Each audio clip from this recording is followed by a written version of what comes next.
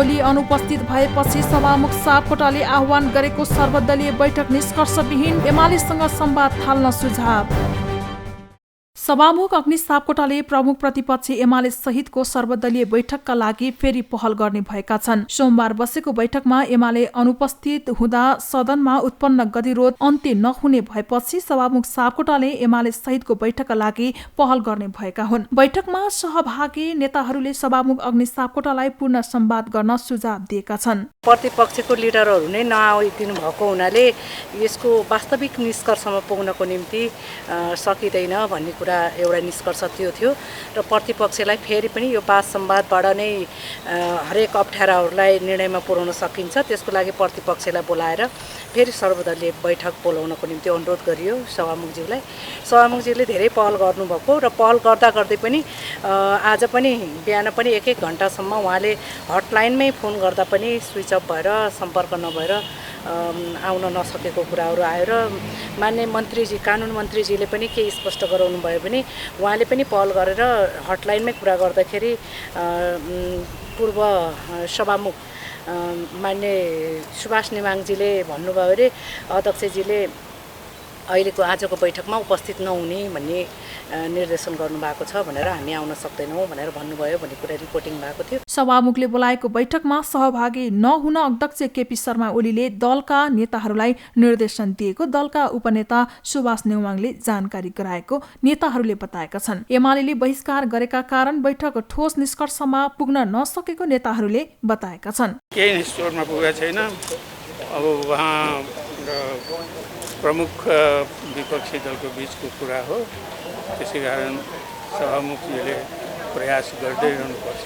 हामीले पनि मैले त त्यही भने उहाँको उपस्थिति बिना यो बैठकले कुनै परिणाम ल्याउने छैन। मैले भने कि यो त पहिलाचोटि होइन, योभन्दा अगाडि 59 दिनसम्म पनि संसदको बैठक अवरुद्ध भएको थियो। अहिले त भर्खर 2-3 दिन भएको छ। प्रमुख प्रतिपक्षी दल अनुपस्थित भएकाले सदन खुलाउने विषयमा खासै छलफल नभएको हो। बैठकमा नेताहरूले एमालेसँग फेरि पनि संवादको प्रयास गर्नुपर्ने भन्दै सभामुखलाई सुझाव दिएका थिए। बैठकमा सभामुख सापकोटाले पनि एमाले अध्यक्ष ओलीलाई पटक पटक फोन सम्पर्क गर्दा सम्पर्क हुन नसकेको बताएका थिए। सत्तारूढ दलहरूले प्रमुख प्रतिपक्षी दलको नाराबाजी विधिसङ्गत नभएको निष्कर्ष बैठकमा निकालेका छन्। एमालेकै कारण सदन अवरोध भएकाले जटिलता समाधानका लागि बैठक बहिष्कार गर्न नमिल्ने उनीहरूको निष्कर्ष छ। बैठकमा एकीकृत समाजवादी कानुनी रूपमा दर्ता भएकाले एमालेले हट देखाउन नमिल्ने नेताहरूले बताएका थिए। बैठकमा प्रधानमन्त्री एवं कांग्रेस संसदीय दलका नेता शेरबहादुर देउवा, माओवादी केन्द्रका पुष्पकमल दाहाल, नेकपा एकीकृत समाजवादीका माधव कुमार नेपाल, जसपाका नेता उपेन्द्र यादव, लोसपाका महन्त ठाकुर, जनमोर्चाकी दुर्गा पौडेल, नेमकिपाका प्रेम सुवाल, रापरपाका राजेन्द्र लिङदेन लगायत उपस्थित थिए। एमालेको अवरोधका बीच राष्ट्रिय सभा बैठक सञ्चालन, प्रतिनिधि सभाको विषय राष्ट्रिय सभामा नउठाउन अध्यक्ष तिमिल सेनाको ध्यान आकर्षण।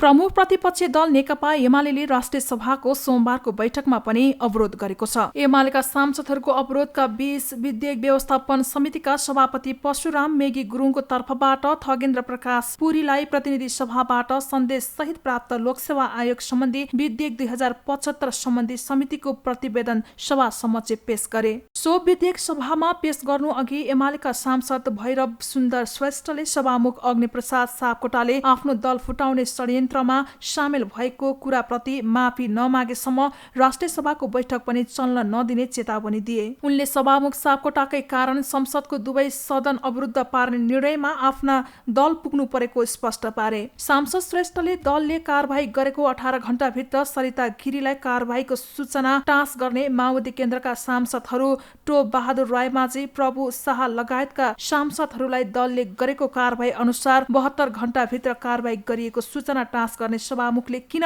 आफ्नो दलले कारबाही गरेका माधव नेपाल सहितका 14 जना सांसदहरूलाई कारबाही नगरेको भनी आक्रोश समेत व्यक्त गरे। राष्ट्रिय सभा जस्तो गरिमामय सदनमा हामीले महत्त्वपूर्ण विषयमा छलफल गर्नु पर्थ्यो, तर पनि अत्यन्तै भारी मनका साथ यहाँ बोल्नु परिरहेको चाहिँ छ। सदन चलेदेखि चाहे त्यो प्रतिनिधि सभा होस् चाहे राष्ट्रिय सभा होस् अवरुद्ध भइरहेको चाहिँ छ। परमादेशी सरकार यो सदनलाई प्रमुख प्रतिपक्षी पार्टीले उठाएका कुराहरूलाई सुन्ने पक्षमा छैन। यसप्रति हाम्रो घोर आपत्ति चाहिँ छ। यतिखेर सदन किन अवरुद्ध भएको छ भन्ने सन्दर्भमा म आफ्ना भनाइहरूलाई पार्टीको दलको तर्फबाट राख्न चाहिँ चाहन्छु। यतिखेर सदन अवरुद्ध हुनका पछाडि प्रतिनिधि सभाका सम्माननीय सभामुख अग्निप्रसाद सापकोटाज्यूकै कारणले गर्दाखेरि दुवै सदन आज अवरुद्ध भएका चाहिँ छन्। त्यही सन्दर्भमा हाम्रो सभा पनि प्रभावित चाहिँ भएको चाहिँ छ। हामीलाई के राखेको छ भन्दा सङ्घीय लोकतान्त्रिक गणतन्त्र ल्याउने सवालमाथि मूलधारका सबै राजनीतिक पार्टीहरूको सहयोगमाथि र सद्भावमाथि यो चाहिँ व्यवस्था चाहिँ आएको चाहिँ थियो। यसको संरक्षण गर्नु, सम्वर्धन गर्नु, यसको विकास गर्नु हामी सबैको कर्तव्य चाहिँ हो। तर आज नेकपा एमालेलाई फुटाउनका निम्ति जुन खालको चाहिँ भूमिकामा सभामुखको प्रत्यक्ष भूमिका चाहिँ रह्यो त्यसप्रति हाम्रो आपत्ति चाहिँ हो।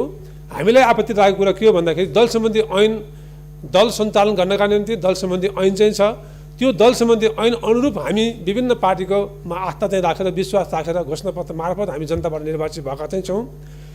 त्यो दल सम्बन्धी ऐनमा व्यवस्था भएका कुराहरूलाई प्रतिनिधि सभा नियमावलीमा पनि त्यो कुराहरू उल्लेख चाहिँ छन्। एउटा कुनै सांसदले आफ्नो दलको चाहिँ अनुशासन उल्लङ्घन गरिसकेपछि त्यो चाहिँ दलले प्रतिनिधि सभा होस् या राष्ट्रिय सभामा होस् आफ्नो दलको तर्फबाट चिठी पठाइन्छ र तत्काल चाहे प्रतिनिधि सभा होस् चाहे राष्ट्रिय सभा होस् त्यहाँबाट चाहिँ माननीय सांसदज्यूलाई दलको सदस्य नरहेपछि मान्य पद स्वतः रिक्त हुने व्यवस्था कानुनी व्यवस्था चाहिँ हो। एमालेका सांसदहरूले बैठक अवरुद्ध पारिरहेका बेला राष्ट्रिय सभाका अध्यक्ष तिमिल सिन्हाले प्रतिनिधि सभाको विषय राष्ट्रिय सभाको बैठकमा नजोड्न आग्रह गर्दै सभा सुचारू गराउन आग्रह गरेका थिए। सभामुखको भूमिकामाथि प्रश्न उठाउँदै एमालेका सांसदहरूले अवरुद्ध पारेपछि संघीय संसदको दुवै सदनका बैठकहरू अवरुद्ध हुँदै आएका छन्। प्रमुख प्रतिपक्षी दल नेकपा एमालेका सांसदहरूको अवरोधका बीच राष्ट्रिय सभाको दोस्रो बैठकले लोकसेवा आयोग विधेयक 2078 पारित गरेको छ। राष्ट्रिय सभाको दोस्रो बैठक पनि एमालेका सांसदहरूले अवरोध पारेका थिए। तर अवरोधका बीच राष्ट्रिय सभाका अध्यक्ष गणेश प्रसाद तिमिल सिन्हाले प्रतिनिधि सभाबाट सन्देश सहित प्राप्त लोकसेवा आयोग विधेयक 2078 निर्णयार्थ पेश गर्न प्रधानमन्त्री शेरबहादुर देउवाको तर्फबाट कानून न्याय तथा संसदीय मामिला मन्त्री ज्ञानेन्द्र बहादुर कार्कीलाई समय दिएका थिए। सो प्रस्ताव निर्णयार्थ पेश गर्दै बहुमतले पारित भएको राष्ट्रिय सभाका अध्यक्ष तिमिल सिन्हाले घोषणा गरेका हुन्। यसअघि एमालेकी सांसद कोमल ओलीले सभामुख अग्निप्रसाद सापकोटाले राजीनामा नदिई बैठक सुचारू हुन नदिने अडान राखेकी थिइन् र उनले परमादेशबाट सरकार र अध्यादेशबाट पार्टी फुटाउने कामले लोकतन्त्रलाई समाप्त गर्ने भएकाले आफ्नो पार्टीले सभामुख सापकोटाको आफ्नो दल फुटाउने षड्यन्त्र विरुद्ध उभिनु परेको पनि पटक पटक दोहोर्याइन्।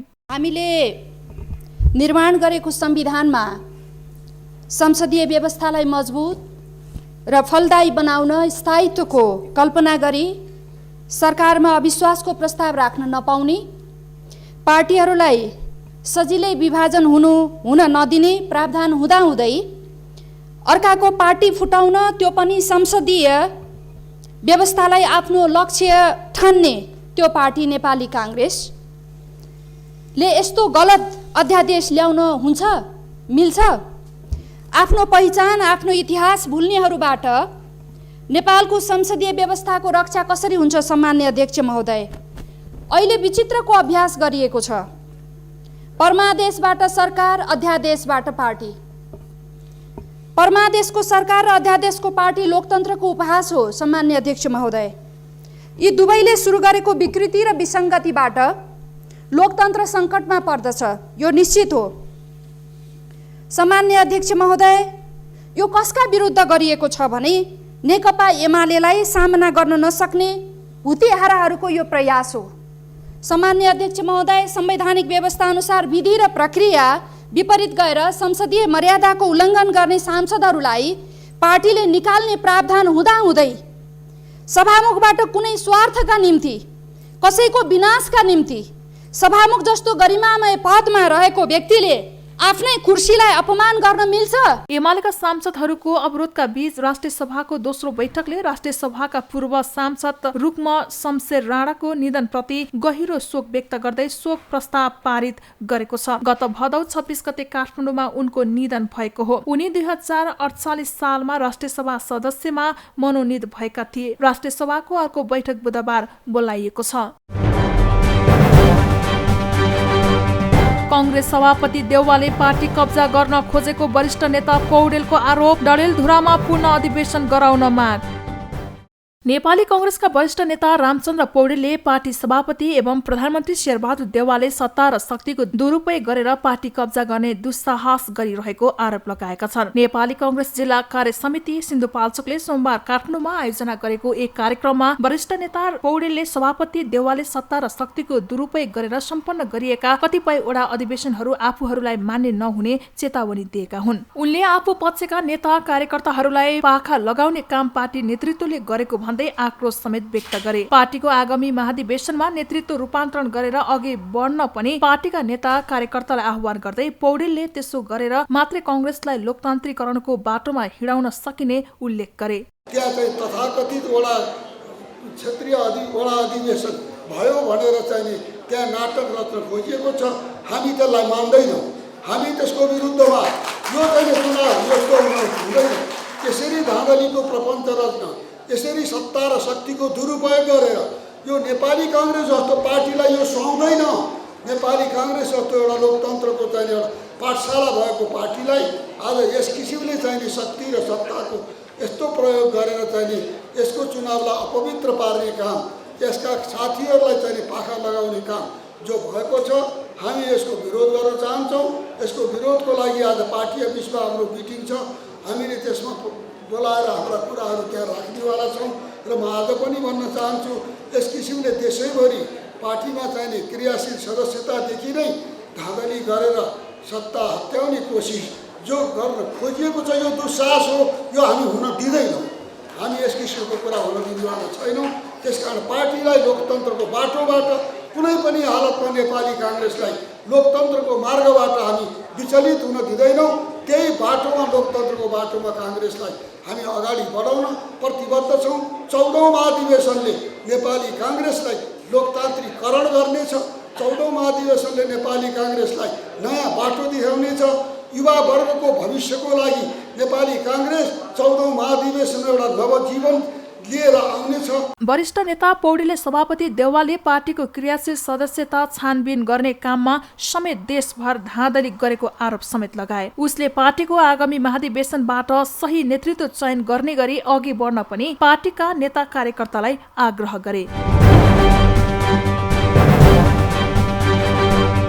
एमसीसी विरुद्ध चन्द नेकपाद्वारा काठमाडौँमा विरोध प्रदर्शन, स्वीकार गरे सशक्त प्रतिवाद गर्ने भनाई। नेकपा महासचिव नेत्र विक्रम चन्दले अमेरिकी परियोजना एमसीसी कुनै पनि हालतमा लागू हुन नदिने बताएका छन्। सोमबार काठमाडौँको खुल्ला मञ्चमा आयोजित विरोध सभालाई पानीमा रुच्दै सम्बोधनका क्रममा उनले एमसीसी लागू भए नेपालमा अमेरिकी साम्राज्यवादले कब्जा जमाउने बताएका हुन्। उनले एमसीसी विरुद्ध काठमाडौँमा गरिएको कार्यक्रम आगोको एउटा झिल्को मात्रै भएको बताए। एमसीसीलाई जबरजस्ती पास गर्न खोजियो भने यो झिल्को राको बन्ने उनको चेतावनी थियो। कुनै पनि हालतले एमसीसी लागू हुन दिँदैनौँ। प्रतिबन्ध हटेछ भने तपाईँहरूसँग खुल्ला सडकमा, प्रतिबन्ध हटेन छ भने एमसीसीलाई पास गर्ने मान्छेहरूको जीवनको बारेमा ख्याल गर्नुपर्छ, हामीले यो भनेका थियौँ। त्यसैले कुरा के छ कमिटीहरू भने आज पनि हामी भन्छौँ, यो कुनै लुगाई छिपाईको कुरा छैन, कुनै घुमाइ फिराइको कुरा छैन। एमसीसी नेपालको राष्ट्रिय स्वाधीनताको विरुद्धमा छ, नेपालको सार्वभौमिकताको विरुद्धमा छ, नेपालको स्वतन्त्रताको विरुद्धमा छ, नेपाली जनताको अधिकारको विरुद्धमा छ। कुनै पनि देशले हाम्रो देशमाथि जबरजस्ती सन्धि लाद्न पाइँदैन। एमसीसी आज एउटा बहस छ, यहाँ पढि पनि सक्नुभयो, त्यहाँ थुप्रै बुदाहरू छन्, हामीले हेऱ्यौँ। यद्यपि यो संविधानको बारेमा हाम्रो सहमति छैन, तर पनि हामीले हेऱ्यौँ मान्छेहरूको चेतना, मान्छेहरूको सोचाइ कति तल छ। हामीले यो अनौठो पनि लाग्छ कहिलेकाहीँ। त्यहाँ एमसीसीको सिधै के लेखिएको छ भने एमसीसी सम्झौता र नेपालको कानुन बाजेको स्थितिमा एमसीसी सम्झौता माथि हुनेछ, त्यसको लागू हुनेछ भनेर भनेको छ। त्यहाँ भन्नुहोस् न, हामीले सबैले पढ्यौँ नि, पत्रकार बन्धुहरूले पनि पढ्नु भएको छ, बुद्धिजीवीहरूले पढ्नु भएको छ। एमसीसी लागू हुनेछ। लप्सीफेदीदेखि बुटोलसम्म, लप्सीफेदीदेखि गोरखपुरको नजिक सुनौलीसम्मको टावरहरूको जमिनमा अमेरिकाको अधिकार हुनेछ, त्यहाँको सेक्युरिटी अमेरिकाले गर्नुपर्नेछ। यो कुरा उल्लेख छ त्यहाँ। त्यो सम्झौता त्यो सम्झौता विचित्र के छ भन्नुहुन्छ भने कसको हितमा गरिँदैछ? नेपालले स्वीकार गरे आफ्नो पार्टीले सशक्त प्रतिवाद गर्ने चेतावनी दिए महासचिव चन्दले। देशको माया हुने हरेक मान्छे एमसीसी विरुद्ध उत्रिनु पर्ने बताए। एमसीसीले देश विकास हुन्छ भन्नु मूर्खता भएको उनको भनाइ छ। चन्दले पैसाले मात्रै विकास नहुने भन्दै सत्तारूढ दलहरूको आलोचना गरे। अमेरिकाले जुन देशमा आफ्नो राष्ट्रियताको बारेमा चिन्ता छ, समस्या छ भन्ने पर्यो भने एमसीसी मार्फत त्यहाँ लागू गर्ने, त्यहाँ पुग्ने, त्यो देशबाट अमेरिकी सुरक्षालाई संरक्षण गर्ने, अमेरिकाको राष्ट्रिय समस्यालाई त्यहाँबाट सुरक्षा चुनौतीलाई त्यो देशमा एमसीसी प्रयोग गरेर संरक्षण गर्ने उनीहरूको यो छ। त्यहाँ कानुनी ढङ्गले पनि अमेरिका नै माथि हुनुपर्ने, सुरक्षा पनि अमेरिकाले गर्नुपर्ने हैन। त्यहाँ तपाईँको चाहिँ के अरे अनि त्यसपछि अलिकति केही पर्यो भने चाहिँ अमेरिकाको सुरक्षाको लागि एमसीसी मार्फत जे पनि निर्णय लिन पाउने जो खालको प्रावधानहरू सम्झौतामा गरी राखिएको छ र नेपालका कयौँ साथीहरूले यसलाई समर्थन गर्न थाल्नु भएको छ। हामीलाई अनौठो लाग्छ। मतलब चाहिँ कस्तो तर्क छ भन्नुहुन्छ भने यो नेपालमा हामीले भनेका छौँ नेपालमा प्रहरी छैन, लप्सी फेदीदेखि सुनौलीसम्मको टावरहरूको सुरक्षा गर्न सक्ने नेपालमा सेना छैन, नेपालमा प्रहरी छैन, नेपालमा प्रशासन छैन। अनि अमेरिकीहरूले त्यहाँ खतरा देख्यो भने आफू आउनुपर्ने, उनले भनेको जस्तो हुनुपर्ने, यो कसले मान्न सक्छ? कुन चाहिँ नेपालीले मान्छ यो कुरा? को नेपालको नागरिकले यसलाई सही ठान्न सक्छ? अनि नेपालको कानुनसँग बाजिएको स्थितिमा एमसीसी सम्झौता लागू हुने भनिसकेपछि नेपालको संविधानभन्दा अहिले भएको यो बुर्जुवा संविधान, यो पुँजीवादी दलाल पुँजीवादीको हितमा बनेको संविधान त्योभन्दा पनि माथि हुन्छ भनेर भन्ने भइसकेपछि नेपालको कानुन, नेपालको अदालत के काम भयो? नेपालमा एमसीसीको पक्षमा बहस गर्नेहरू दलाल भएको उनको आरोप थियो। प्रधानमन्त्री निवासको जग्गा बेचेर खानेलाई राज्यले केही पनि गर्न नसकेको आरोप पनि चन्दले लगाए। देश र जनताको पक्षमा आवाज उठाउँदा राज्यले आफूहरूमाथि प्रतिबन्ध लगाएर दमन गरेको उनको भनाइ थियो। नेपाल कम्युनिस्ट पार्टी क्रान्तिकारी माओवादीका वरिष्ठ नेता सीपी गजुरेलले यो देशको क्रान्तिकारी आन्दोलनलाई अगाडि बढाउनका लागि सम्पूर्ण क्रान्तिकारी वामपन्थी पार्टीहरू बीच एकता हुनुपर्ने बताए। नेता गजुरेलले अमेरिकी सहयोग एमसीसीबाटै ल्याउनु पर्ने कारण के हो भनी प्रश्न गरे। उनले अमेरिकाले नेपालको विकास, उन्नति र प्रगतिका लागि नभएर देशको प्राकृतिक स्रोत साधन लुट्ने उद्देश्यले एमसीसी मार्फत नेपालमा ब्रह्मलुट मच्याउन आएको गजुरेलले बताए। कार्यक्रममा वैज्ञानिक समाजवादी कम्युनिस्ट पार्टीका संयोजक विश्वभक्त दुलाल, आईटी आर्मी पार्टीका अध्यक्ष अमर शाह, नेकपा माओवादी केन्द्र समाजवादीका अध्यक्ष कर्णजित बुढाथोकी लगायतले सम्बोधन गरेका थिए। राप्रपा अध्यक्ष थापा र राणाले दोहोर्याए पार्टी नफुटाउने प्रतिबद्धता, कम्युनिस्ट र कांग्रेसको भन्दा फरक विचारधारामा अघि बढ्ने भनाई। राष्ट्रिय प्रजातन्त्र पार्टी राप्रपाका अध्यक्ष कमल थापाले पार्टी कहिले नफुटाउने प्रतिज्ञा गरेका छन्। राष्ट्रिय प्रजातन्त्र पार्टी जिल्ला कार्य समिति भक्तपुरले सोमबार आयोजना गरेको एक कार्यक्रममा बोल्दै अध्यक्ष थापाले कम्युनिस्ट र नेपाली कांग्रेसको भन्दा फरक विचारधारा बनाएर हिँडेको राप्रपा अब कहिले नफुट्ने बताएका हुन्। अध्यक्ष थापाले आफ्नो पार्टीका नेता तथा कार्यकर्ताहरूलाई व्यक्ति नभई विचार र नेताको पछि नभई नीतिको पछि लाग्न पनि आग्रह गरे। उनले आगामी कार्तिक 27 गतेदेखि काठमाडौँमा पार्टीको केन्द्रीय महाधिवेशन हुने भन्दै नयाँ विधान अनुसार महाधिवेशन गर्न लागेको बताए। पार्टीलाई एउटा कांग्रेस र कम्युनिस्टको विकल्प बनाउने हाम्रो जुन सोचाइ छ त्यो क्रममा पार्टीको आगामी महाधिवेशन कोसेढुङ्गा हुनेछ। आगामी 2078 साल कार्तिक 27 गतेदेखि काठमाडौँमा पार्टीको केन्द्रीय महाधिवेशन हुँदैछ। हामीले नयाँ विधान अनुसार केन्द्रीय महाधिवेशन गर्दैछ, जस अनुसार देशका सम्पूर्ण 753वटै गाउँपालिका र नगरपालिकाका अध्यक्षहरू पदेन महाधिवेशनका प्रतिनिधि हुनेछ। प्रत्येक प्रदेश निर्वाचन क्षेत्रबाट 9 जनाको कम्तीमा 9 जनाको दरले सक्रिय सदस्यहरू मध्येबाट महाधिवेशन प्रतिनिधि छनौट भएर आउनेछ। पहिलेको जस्तो जिल्ला कार्य समिति, क्षेत्रीय कार्य समितिले खल्तीबाट झिकेर महाधिवेशनको प्रतिनिधि पठाउन सक्ने व्यवस्था अब छैन। गाउँपालिका र नगरपालिकाका अध्यक्षहरू, प्रदेश, क्षेत्र र जिल्लाका अध्यक्षहरू र हरेक प्रदेश निर्वाचन क्षेत्रबाट निर्वाचित कम्तीमा 9 जना गरेर झन्डै 5000 महाधिवेशनका प्रतिनिधिहरू आगामी महाधिवेशनमा सहभागी हुनेछ। कार्यक्रममा राष्ट्रिय प्रजातन्त्र पार्टीका अध्यक्ष पशुपति शमशेर जवराले कम्युनिस्ट सरकारलाई विस्थापित गरेर आएको नयाँ गठबन्धनले 2 महिना बितिसक्दा समेत मन्त्री परिषदलाई पूर्णता दिन नसकेको बताए। उनले नेपालका ठूला पार्टी भनेको नमुना भएको भन्दै यसबाट नेपाली जनताले मुक्ति खोजेको बताए। करिब 4 वर्ष अगाडि मुलुकका 2टा ठुलो कम्युनिस्ट शक्ति मिली चुनाव लडे, झन्डै 2/3 बहुमत हासिल गरे। 3.5 वर्षसम्म त्यो कम्युनिस्ट पार्टी नेपाल कम्युनिस्ट पार्टीले मुलुक चलायो। तर 3.5 वर्षको दरमियानमा मुलुकले के पायो भनेर हामीले कोर्यौं भने हात्ती आयो फुस्सा मात्र। साँच्चै भन्ने हो भने साथीहरू 3.5 वर्षको दरमियानमा साम्यवादी शक्तिले सृजना गरेको एकीकृत शक्ति चकनाचुर भएर 3 टुक्रा हुन पर्यो। अब त्यसलाई विस्थापित गरेर आएको नयाँ गठबन्धन अब अहिले 2 महिना हुन लाग्यो, अहिलेसम्म मन्त्री परिषदलाई पूर्णता दिन सकेको छैन। त्यसैले नेपालका ठुला पार्टी भनेको यो अवधिमा देखिएको नमुना तपाईहरु अगाडि छ। यसबाट नेपाली जनताले मुक्ति खोजे। अध्यक्ष जवराले यो मुलुकमा भ्रष्टले चलाउन नसक्ने बताए। उनले अब राष्ट्रिय प्रजातन्त्र पार्टीले इमान र धर्म भएको नेतृत्व प्रदान गरी सरकार चलाउने दाबी गरे। सरकारले ल्याएको बजेट प्रतिस्थापन विधेयक उद्योगी व्यवसायीहरूद्वारा स्वागत। फलामे छट उत्पादक व्यवसायी आन्दोलित।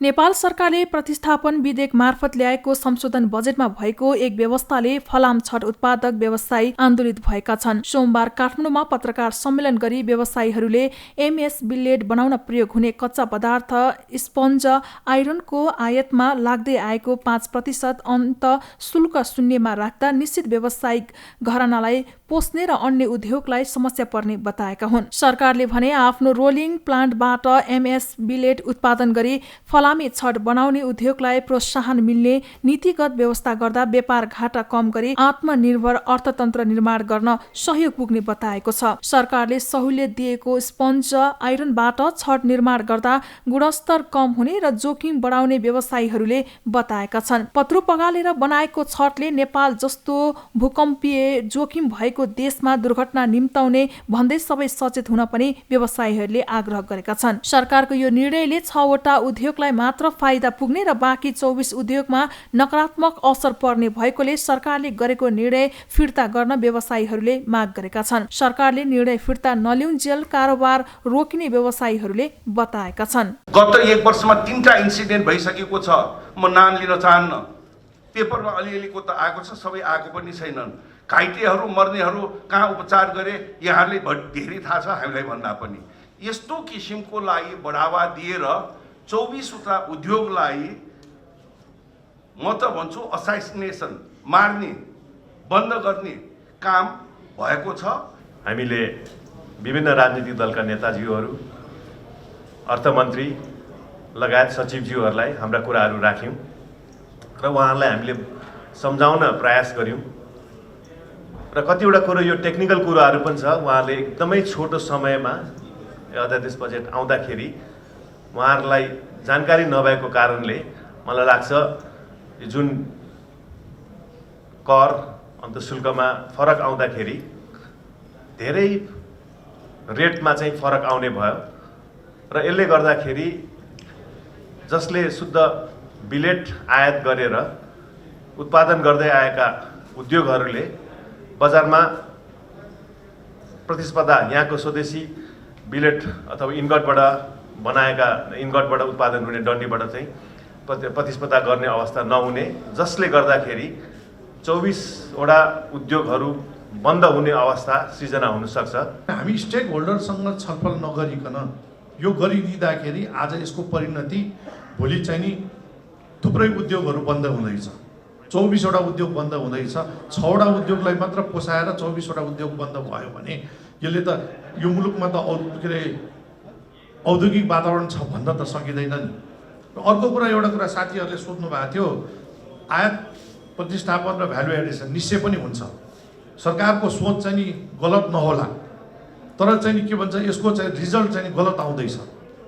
किनभने नि तपाईँको चाहिँ छलफलै नगरिकन गरिदिएको हुनाले चाहिँ यो चाहिँ नि र एउटा समय नदिकन गरिदिँदाखेरि कुनै पनि नीतिहरू नियमहरू ल्याउँदाखेरि एउटा समय दियो भने सबैलाई चाहिँ नि एक किसिमको चाहिँ नि सस्टेन भएर चाहिँ नि इनेबलिङ गरेर अगाडि जाने चाहिँ नि नीति बनाइदियो भने, जुन हामी चाहिँ नि निजी क्षेत्रले सधैँ माग गरिरहेछौँ। सरकारले सम्बन्धित पक्षहरूसँग छलफल नै नगरी बारम्बार नीति परिवर्तन गर्दा लगानीमा अस्थिरता पैदा हुने र लगानीको वातावरण खलबलिने र औद्योगिकरणलाई प्रत्यक्ष असर पर्ने बताएका छन्। व्यवसायीहरूले फलाम छड उत्पादक व्यवसायीहरूले कच्चा पदार्थमा 0% अन्त शुल्क हुनु भनेको विश्व व्यापार संगठन WTO को नीति विपरीत भएको बताएका छन्। पत्रु पगालेर डन्डी उत्पादन गर्दा पर्यावरणमा असर पर्ने भएकोले चीनमा यस्तो प्रविधिलाई बन्द गरिएको र भारतमा यस्ता उद्योगलाई कडा निगरानीमा राखिएको छ। सरकारले MS ब्लेडको आयातमा अन्त शुल्क बढाएको छ। पहिला प्रति मेट्रिक टन 1650 रुपैयाँ लाग्दै आएको अन्त शुल्क बढाएर 2500 रुपैयाँ बनाइएको छ। यस्तै MS ब्लेडको आयातमा भन्सार महसुल 4.75% बनाइएको छ। यसले उपभोक्तालाई प्रति केजी 5 रुपैयाँ महँगो पर्ने व्यवसायीहरूले बताएका छन्। प्रतिनिधि सभा अन्तर्गतको कृषि सहकारी तथा प्राकृतिक स्रोत समितिले रासायनिक मलको आपूर्ति, सञ्चित र वितरणको अवस्थाका सम्बन्धमा छलफल गरेको छ। सोमबार सिंहदरबारमा बसेको समितिको बैठकले रासायनिक मलको आपूर्ति, सञ्चित र वितरणको अवस्थाका सम्बन्धमा छलफल गरेको हो। छलफलमा कृषि तथा पशुपन्छी विकास मन्त्रालयका सचिव डाक्टर कृष्ण प्रसाद आचार्यले अक्टोबरसम्म 70,000 मेट्रिक टन रासायनिक मल आइसक्ने बताउनुभयो। उहाँले रासायनिक मलको मूल्य धेरै बढिरहेको सरकारले निकासा गरेको बजेट अनुसार आवश्यक मल खरिद गर्न नसकिने बताउनुभयो। सचिव आचार्यले भारतसँग मल खरिद सम्बन्धी गरिएको सम्झौता अनुसार मल आयात भए मलको संकट कम हुने बताए। युरिया अर्को हप्ता 20 सेप्टेम्बरमा उत्तरी नाकाबाट 10,000 मेट्रिक टन आउँदैछ। त्यस्तै यो महिनाको अन्तिम सेप्टेम्बरको अन्तिमसम्ममा DAP ग्याप चाहिँ 5,000 मेट्रिक टन पनि उत्तरी नाकाबाट नै आउँदैछ। त्यस्तै अर्को 30,000 मेट्रिक टनको युरिया यो पनि आउने क्रममा छ र 25,000 मेट्रिक टन चाहिँ 15 अक्टोबरमा हामीले आउँछ भनेर सेड्युल। त्यो हिसाबले हेर्दाखेरि 40-70,000 मेट्रिक टन चाहिँ अक्टोबर 15सम्ममा नेपालमा आउने अवस्था छ। सुरु 20 सेप्टेम्बर हुन्छ। यो बाहेक अन्य हामीले अहिले बजेटको यो वर्षको बजेटबाट 2 लाख मेट्रिक टन 2,10,000 मेट्रिक टनको लागि अब उहाँले हाम्रो अहिले खरिद योजना अनुसार त 3 लाख मेट्रिक टनकै हामीले प्रक्रिया सुरु गरेर दुईटै कम्पनीहरूलाई फेरि उहाँहरूले दुईवटा कम्पनीहरूको बिचमा सार्टेनिङले 30% र कृषि सामान संस्थानले 70% खरिद गर्ने दुईवटा कम्पनीको इन्गेजमेन्ट त्यसरी नेपाल सरकारले निर्णय गरेको छ। सो अनुसार दुईवटै कम्पनीहरूलाई 3 लाख मेट्रिक टनको लागि हामीले भनिसकेका छौँ र हिजो अस्ति मात्रै पनि अब पछिल्लो मूल्यकै कुरा हेर्दाखेरि अस्ति 3 दिन अगाडि चाहिँ हाम्रो DAP को पछिल्लो चाहिँ टेन्डर हेर्दाखेरि हामीलाई कति 811 $811.94 चाहिँ 1 मेट्रिक टनको हाम्रो गोदामसम्मको ढुवानी मूल्य परेको छ, जुन चाहिँ गत वर्षको यही समयमा झन्डै 400-500 को हाराहारीमा थियो भने त्यति धेरै अहिले विश्वव्यापी चाहिँ मलको मूल्य वृद्धि भएको अवस्था छ। समितिको बैठकमा सांसदहरूले खरिद प्रक्रियामा सहजीकरण गर्नुपर्ने र सार्वजनिक खरिद ऐनले यसमा अप्ठ्यारो पारिरहेको बताउनु भएको थियो। बैठकमा रासायनिक मलको तत्कालीन समस्या कसरी हल गर्ने र यस बारेमा नीति योजना बनाएर कार्यान्वयनमा लैजानुपर्ने धारणा राखेका थिए। प्रदेश 1 को राष्ट्रिय गौरवको आयोजनाको रूपमा रहेको कोशी रिफ्रेसमेन्ट सेन्टर अलपत्र परेको छ। बजेट अभावका कारण सो राष्ट्रिय गौरवको आयोजना अलपत्र परेको हो। उक्त आयोजनाका लागि प्रदेश सरकारले बजेटको व्यवस्था नगरेपछि अलपत्र बन्न पुगेको कोशी रिफ्रेसमेन्ट सेन्टर सुनसरीका आयोजना प्रमुख मिलन आचार्यले बताए। आयोजना प्रमुख आचार्यले जग्गा अधिग्रहण समेत सकेर संरचना निर्माणको चरणलाई पहिलो फेजमा अघि बढाइएको भए पनि बजेट अभावले रिफ्रेसमेन्ट सेन्टरको भविष्य अन्यलमा परेको जानकारी दिए। उनका अनुसार पहिलो चरण अन्तर्गत अहिलेसम्म मात्रै 6.5% काम भएको छ भने त्यसमा पनि पटक पटक गरिँदै आइएको सर्वेले स्थानीयमा समेत अन्यलता बढाएको छ। उनले हतारमा प्रक्रिया थालिँदा कतिपय योजना डीपीआर नै भएका छैनन्, जसले गर्दा समेत रिफ्रेसमेन्ट सेन्टर निर्माणको प्रक्रिया अघि बढ्नमा दुविधा उत्पन्न गराएको बताए। अर्थ मन्त्रालयले बजेट धेरै महत्त्वकांक्षी बनायो। अहिले देखिएको लगभग 6 अरब पैसा हामीले सम्झौता गरे अनुसार ठेकेदारहरूलाई तिर्नुपर्ने हुन्छ। प्रारम्भिक डीपीआरमा केही कामहरू छुटेकोले त्यो काम नगरी काम अगाडि बढाउन सकिन्न र भ्यारिएसन गर्न मन्त्रालय त्यति उत्सुक भए जस्तो मलाई लागेन। अब बजेटको व्यवस्था भयो भने र भ्यारिएसन गर्न पनि उत्सुक भयो भने हामी यो काम तुरुन्त गर्नेछौँ। त्यस्तै कोशी गाउँपालिकाका सुनसरीका अध्यक्ष एयुब अन्सारीले बजेट अभावलाई मुख्य कारण बनाउने आयोजना कार्यालय इनरुवाले स्थानीयको साथ हुँदाहुँदै पनि सोचे अनुरूपको काम भने अघि बढाउन नसकिएको बताए। उनले प्रदेश सरकारले चासो नदिएका कारण कोशी गाउँपालिकाको कार्यालय आयोजना बेवारिसे अवस्थामा पुग्न लागेको बताए। प्रदेशको ढिलासुस्तीले गर्दाखेरि यो प्रोजेक्टको ढिलाइ भएको हो। अब अहिलेसम्मको अवस्थामा 6-7% मात्रै प्रगति भएको विवरण चाहिँ देखिन्छ, तथ्याङ्कहरू देखिन्छ। त्यसकारणले गर्दाखेरि यो प्रदेश सरकारले ठेक्का लगाएको किन यसमा ढिलासुस्ती भयो, पैसा उनले किन दिन सकेन, यदि बजेटको यकिन थिएन भने ठेक्का किन गर्यो व्यवस्था भन्ने कुरा हो। यो प्रोजेक्टले गर्दाखेरि यो कोशी टप्पुलाई, यो सिमसार क्षेत्रलाई, यो भेगलाई रिफ्रेसमेन्ट सेन्टरले ठुलो बल पुर्याउँछ। यसलाई चाहिँ टुरिज्ममा बल पुर्याउँछ। त्यसकारणले यो योजना जसरी पनि जुनसुकै सरकार भए पनि यो योजनालाई सफल बनाउनुपर्छ भन्ने मेरो गाउँपालिकाको तर्फबाट यो माग रहेको छ। रिफ्रेसमेन्ट सेन्टर परियोजना अन्तर्गत कोशी कटानमा सुविधा सम्पन्न होटल, 7 तले कम्प्लेक्स, हेल्थ पोस्ट भवन, petrol pump, bus park, view tower, swimming pool र लिफ्ट सहितको आकाशे पुल लगायतका संरचना निर्माण गरिनेछ। 2 चरणमा निर्माण कार्य थाल्ने गरी सुरु भएको परियोजना अन्तर्गत पहिलो चरणमा अहिलेसम्म जग्गा अधिग्रहण र माटो पुर्ने बाहेकका अन्य कुनै पनि काम हुन सकेको छैन।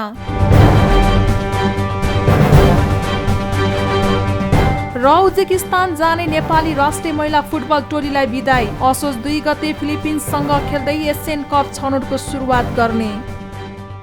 उज्बेकिस्तान जाने नेपाली राष्ट्रिय महिला फुटबल टोलीलाई विदाई गरिएको छ। अखिल नेपाल फुटबल संघ एन्फाले सोमबार महिला टोलीलाई विदाई गरेको हो। एएफसी महिला एसियन कप छनौट प्रतियोगिताका लागि नेपाली टोली उज्बेकिस्तान जान लागेको हो। नेपाली टोली सोमबार राति त्यसतर्फ प्रस्थान गर्नेछन्। नेपाली टिम टर्कीको इस्तानबुल हुँदै उज्बेकिस्तान पुग्नेछन्। छनौटका लागि मुख्य प्रशिक्षक ग्यारी फिलिप्सले नेपाली टिमको घोषणा गरिसकेको छ। तर डिफेन्डर पूनम जग्गा मगरले उज्बेकिस्तानको भ्रमण गुमाउनेछन्। मुटुको समस्या देखिएपछि उनी टिममा छैनन्। उज्बेकिस्तानको जेआर स्टेडियममा हुने छनौटमा नेपाल समूह एफमा रहेको छ। नेपालको समूहमा फिलिपिन्स र हङकङ रहेको छ। नेपालले फिलिपिन्ससँग खेल्दै छनौटको सुरुवात गर्नेछ। नेपाल र फिलिपिन्स बीचको खेल सेप्टेम्बर 18 मा हुनेछ। यस्तै नेपालले दोस्रो खेलमा हङकङको सामना गर्नेछ। उक्त खेल सेप्टेम्बर 21 मा हुनेछ। यस समूहको फिलिपिन्स र हङकङ बीचको खेल सेप्टेम्बर 24 मा हुनेछ।